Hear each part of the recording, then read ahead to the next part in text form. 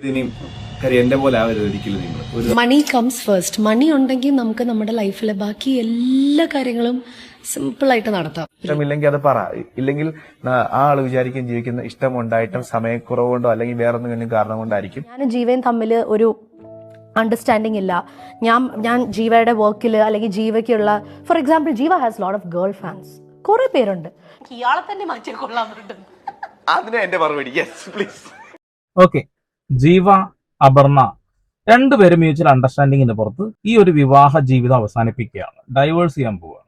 പക്ഷെ ഏറ്റവും കൂടുതൽ ഉയർന്നു വരുന്ന ചോദ്യം എന്താണെന്ന് വെച്ചിട്ടുണ്ടെങ്കിൽ, ജീവ വളരെ മാന്യമായ രീതിയിൽ അദ്ദേഹം ഞങ്ങളിതാ ബന്ധം വേറിടാൻ പോവുകയാണ്, മ്യൂച്വൽ അണ്ടർസ്റ്റാൻഡിങ്ങിന്റെ പുറത്താണെന്നൊക്കെ കൃത്യമായിട്ട് ആള് ഒരു പോസ്റ്ററിലൂടെ പറയുമ്പോൾ അപർണ കാണിച്ചത് എന്താണ്?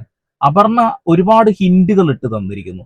സമാധാനം കിട്ടി ഇപ്പോ എന്ന രീതിയിൽ, അതായത് മുന്നേ സമാധാനം ഇല്ലായിരുന്നു എന്നത് തന്നെ അല്ലേ? എന്തൊക്കെ കാര്യങ്ങൾ അതിലൂടെ പറഞ്ഞിട്ടുള്ളത്. ആ ഒരു പയ്യനെ ശരിക്കും വലിച്ചു കീറട്ട് കൊടുത്ത പോലെയാണ് എനിക്ക് തോന്നിയിട്ടുള്ളത്. അതിനൊരു കമന്റും ഉണ്ടായിരുന്ന ഒരാൾക്ക്, നിങ്ങൾ എന്തിനാണ് ഇങ്ങനെ ഒരു പോസ്റ്റർ ഇട്ടത്, ജീവ ഇട്ടത് നിങ്ങൾ കണ്ടില്ലേ എന്നുള്ളത്. ഞാൻ ഇട്ടത് എന്റെ അനുഭവങ്ങളാണ്, എന്റെ കാര്യമാണ് എന്നാണ് അവർ കൃത്യമായിട്ട് അവിടെ എഴുതിയത്.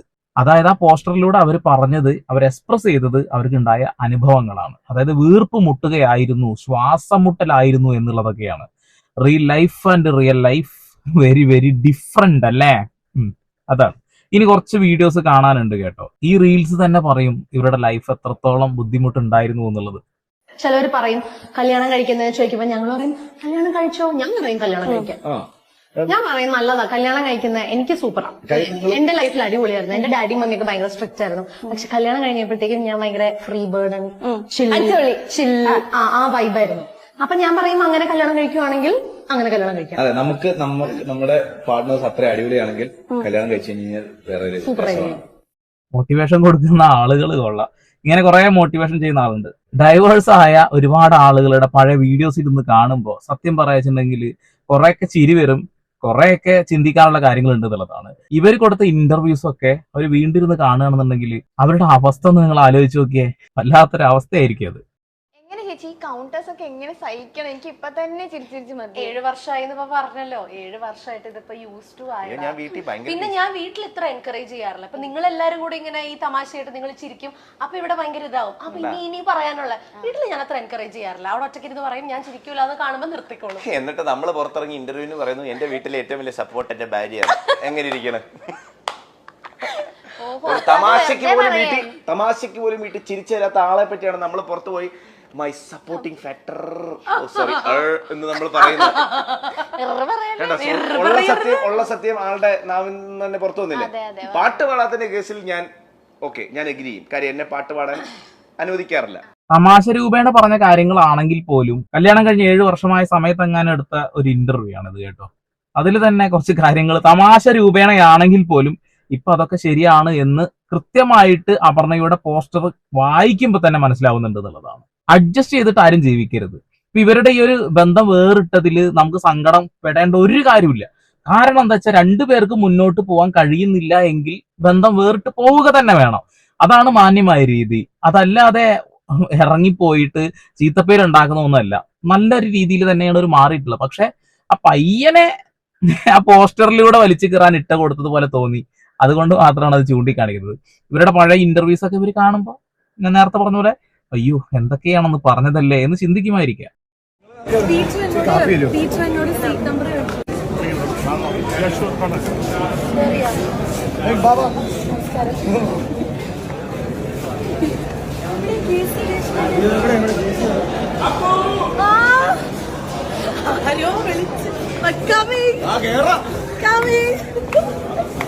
ഈ വീഡിയോ കുറച്ച് മുമ്പിട്ട്, അതിൽ 52 ആഴ്ച മുൻപിട്ട ഒരു വീഡിയോ ആണ്. ആ വീഡിയോക്ക് വന്നൊരു കമന്റ് കാണാം കേട്ടോ. അതായത് നെവിൻ ഡാർക്ക് എന്ന ഇൻസ്റ്റഗ്രാം ഐഡിയിലൂടെ ഇട്ട ഒരു കമന്റ് ആണ്, ഇവർ ഡൈവേഴ്സ് ആകും നോക്കിക്കോ. 52 ആഴ്ച മുൻപിട്ട ഒരു കമന്റ് എന്ന് ആലോചിച്ച് നോക്കിയേ. അത് എന്തുകൊണ്ടാണ് ആള് അത് പറഞ്ഞതെന്ന് എനിക്കറിയില്ല. ഒരുപക്ഷെ ഇവർ അങ്ങോട്ടും ഇങ്ങോട്ടും പരിഗണിക്കാത്തത് പോലെ ആ വീഡിയോ കാണുമ്പോൾ തോന്നി. പക്ഷെ അത് അങ്ങനെയല്ല. അദ്ദേഹത്തിന്റെ സിനിമ റിലീസായ സമയത്ത് ആകെ ടെൻസ്ഡ് ആയിരിക്കും. ആ ഒരു സമയത്ത് ശ്രദ്ധിക്കാതെ ഇരുന്നതാണ്. എന്നാലും ആ ഒരു കമന്റ് ഒന്ന് ആലോചിച്ച് നോക്കിയേ, അയാളുടെ ഒരു ദീർഘവീക്ഷണം ആലോചിച്ച് നോക്കിയേ. അങ്ങനെ ചില വീഡിയോസിന്റെ അടിയിലൊക്കെ ഇത്തരം കാര്യങ്ങൾ വരുന്നുണ്ട്. പിന്നെ ഇൻസ്റ്റഗ്രാമിന്റെ അൽഗോരിതം ഭയങ്കര ഞെട്ടിച്ചു തന്നെ. വെറുതെ നോക്കി കഴിഞ്ഞാൽ കാണുന്ന വീഡിയോസ് കൂടുതൽ ഇതാ. കുറെ ദിവസം ഇനി ഇത് തന്നെ ആയിരിക്കും. ജീവയുടെ ബാഡ് ഒരു ക്യാരക്ടർ പ്രോബ്ലം, ക്യാരക്ടർ ഇഷ്യൂസ് ഉള്ള ഒരാളായിട്ട് എനിക്ക് തോന്നിയിട്ടില്ല. പിന്നെ ഉണ്ടെങ്കിൽ ഞാൻ സ്ട്രേറ്റ് ആയതുകൊണ്ട് ഞാൻ മൂത്തൊക്കെ പറയുകയും ചെയ്യും. കളിക്കലെ മോനെ കളിക്കലെ മോനെ എന്ന് ഞാൻ പറയും. അങ്ങനെ പറഞ്ഞിട്ട് അടിയൊക്കെ ഉണ്ടായിട്ടുണ്ട്. പിന്നെ ഉണ്ടായിട്ടുണ്ടോന്നോ? തീർച്ചയായിട്ടും ഉണ്ട്. റീസെന്റ് കൂടെ ഉണ്ടായില്ലടാ. അടി ആരോ ഇല്ലാത്ത അടിയൊക്കെ നല്ല അടി ഉണ്ടാവും. നമ്മളെല്ലാപ്പോഴും കെട്ടിപ്പിടിച്ചോ അങ്ങനെയൊന്നും അല്ല. എന്താ എന്താ എന്താ എനിക്ക് സൗകര്യമില്ല, ഞാൻ ചെയ്യത്തില്ല. രണ്ടു മണിക്ക് പോവും, ഹലോ കറങ്ങി വരും, അടിയുണ്ടാവും, വഴക്കിട്ടിരിക്കും, അതൊക്കെ ഒക്കെ ചെയ്യും. ദാമ്പത്യ ജീവിതം എന്ന് പറയുമ്പോൾ അങ്ങനെയൊക്കെ തന്നെയാണ്. ചെറിയ വഴക്കും കാര്യങ്ങളൊക്കെ ഉണ്ടാവും, സ്വരച്ചേർച്ച ഒരുപാട് ഉണ്ടാവും. പക്ഷെ അതൊക്കെ കുറെ കാലമൊക്കെ നമ്മളത് അഡ്ജസ്റ്റ് ചെയ്തിട്ടും അങ്ങോട്ടും കൊണ്ടൊക്കെ പറഞ്ഞിട്ടൊക്കെ തീർത്ത് മുന്നോട്ട് പോകും. തീരെ ജീവിക്കാൻ കഴിയാത്തൊരവസ്ഥ അതെങ്ങനെയാണെന്ന് കൃത്യമായിട്ട് ജീവയുടെ തന്നെ മുൻപത്തെ ഒരു ഇന്റർവ്യൂല് പറയുന്നുണ്ട്. നമ്മൾ ആഗ്രഹിച്ചത് നമുക്ക് കിട്ടിയെന്നൊക്കെ വരാം, പക്ഷെ നമ്മൾ പ്രതീക്ഷിക്കുന്ന പോലെ ആകണം എന്നില്ല ബാക്കി കാര്യങ്ങൾ എന്നുള്ളത്. അത് അത്രേ ഉള്ളൂ. ഇപ്പൊ 11 വർഷത്തിന് ശേഷമാണ് ഇങ്ങനെ ഒരു തീരുമാനം എടുത്തിരിക്കുന്നത്. അതൊരു വലിയ സംഭവം തന്നെയാണ്. 11 വർഷം കൊണ്ടാണ് അങ്ങോട്ടും ഇങ്ങോട്ടും മനസ്സിലാക്കാൻ കഴിഞ്ഞത് എന്നുള്ളതാണ്. അല്ലെങ്കിൽ മനസ്സിലായി ഇനി രണ്ടുപേർക്കും വേർതിരിയാം എന്നുള്ള ചിന്തിക്കുന്നത്. 11 വർഷം, note the point. Would you change anything in your relationship? ചേച്ചി യെസ് കാണിച്ചു ജീവ ചേട്ടൻ. ഞാനും കാണിച്ചായിരുന്നു. ഇല്ല, യെസ് ഞാൻ കാണിക്കും എപ്പോഴാണെന്നറിയാം. എന്റെ സ്വഭാവത്തിൽ എന്തെങ്കിലും മാറ്റം ഉണ്ടെങ്കിൽ യെസ്, ഡെഫിനറ്റ്ലി യെസ്. എനിക്ക് മാറ്റാനുണ്ട്. ഇയാളെ തന്നെ മാറ്റിക്കൊള്ളാറുണ്ട്. അതിന് എന്റെ മറുപടി യെസ് പ്ലീസ്. ശരിക്കും യെസ് ഓർ നോ? ശരിക്കും യെസ്. യെസ്. എനിക്ക് കുറച്ച് കാര്യങ്ങളോട് പറയാനുണ്ട്. പറയ് ചേച്ചി. ചേച്ചി വിഷമിക്കണ്ട. പറ. ഇത് സാധനം ഇന്റർവ്യൂ മാറ്റി ഇപ്പൊ കഥകൾക്കപ്പുറം ലൈഫിൽ ഇങ്ങനെ പോകുമ്പോ എന്തെങ്കിലും ചേഞ്ചസ് ഒക്കെ വരുത്താനൊക്കെ ഉണ്ടാവും. അതെ, അതാ ഞാൻ പറഞ്ഞത്, നേരത്തെ പറഞ്ഞത് തന്നെ. എനിക്ക് ആ ചേഞ്ച് വരുത്തിയ കൊള്ളാന്നുണ്ട്. പഴയ പോലെ അല്ല, മാർക്കറ്റ് ഇല്ല. അത് ആ ഒരു വിചാരത്തിലുണ്ട്. വീണ്ടും വാക്ക് അറം പറ്റുക എന്നൊക്കെ പറഞ്ഞു കേട്ടില്ലേ? ആ ഒരു സംഭവം വർഷങ്ങൾക്ക് മുൻപ് തന്നെ സംഭവിച്ചിട്ടുണ്ടായിരുന്നുള്ളതാണ്. മാറ്റണം എന്ന് വലിയ ആഗ്രഹം ഉണ്ടായിരുന്നു എന്നുള്ളത്. ഇപ്പൊ നിങ്ങൾ ഇവരുടെ ഇന്റർവ്യൂസ് എടുത്തു നോക്കിയാൽ തന്നെ ഏറ്റവും കൂടുതൽ സംസാരിക്കാനുള്ള ഒരു വോയിസ് അത് എടുക്കുന്നത് മുഴുവൻ അപർണയാണ്. എന്നാൽ ഈ അപർണയുടെ ഒക്കെ തുടക്കകാലം നിങ്ങൾക്ക് എല്ലാവർക്കും അറിയാം. അമൃത ടിവിയിൽ അങ്ങനെ കുറെ ചാനൽസിൽ ഇവരുടെ തുടക്ക കാലഘട്ടത്തിലുള്ള കുറെ വീഡിയോസ് കണ്ടിട്ടുണ്ടാകും.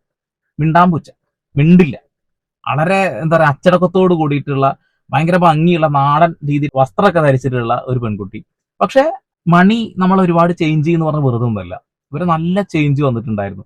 ഒരു പക്ഷെ കുറെ കമന്റുകൾ കാണുന്നത് എന്താ വെച്ചിട്ടുണ്ടെങ്കിൽ ഇവനെ കല്യാണം കഴിച്ചു, ഇവന്റെ ആ ഒരു ഫെയിം യൂസ് ചെയ്തിട്ട് ഒരു വലുതായപ്പോ ഒഴിവാക്കി എന്നുള്ളത്. അങ്ങനെയല്ല, 11 വർഷം ഒരുമിച്ച് ജീവിച്ചിട്ടുണ്ട്.